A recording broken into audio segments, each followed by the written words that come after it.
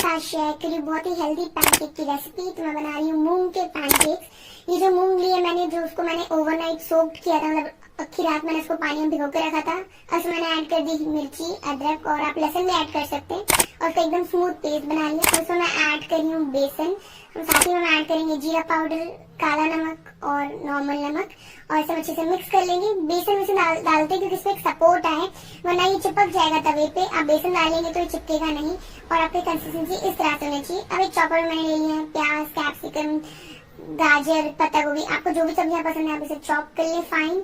मैंने एक तवे को अच्छे से गर्म कर लिया है, थोड़ा ऑयल भी डाल दिया है। अब मैं छोटे पैनकेक्स बना रही हूँ। आप चाहे तो इसका चीला या फिर डोसा भी बना सकते हैं। अब जब ये जो हमारा बैटर गीला रहता है तभी हम इस वक्त पे सब्जियां डाल देंगे और उसको हाथ से प्रेस कर देंगे तो हमारी सब्जियां अंदर स्टिक हो जाएगी और जब हम इसे फ्लिप करेंगे ना तो सब्जियां हमारी बिल्कुल बाहर नहीं निकलेंगी। अब ये थोड़ा सा ऑयल डालेंगे और ये हमारा जो ऊपर से पैनकेक है जो ड्राई हो चुका है, अब इसको हम फ्लिप करेंगे एंड ये कितना अच्छा छोटे स्मॉल स्मॉल बबल्स आ गए। आपको इसमें कोई भी इनो सोडा डालने की बिल्कुल जरूरत नहीं है एंड ये हमारे पैनकेक बिल्कुल रेडी है। आप भी बनाएं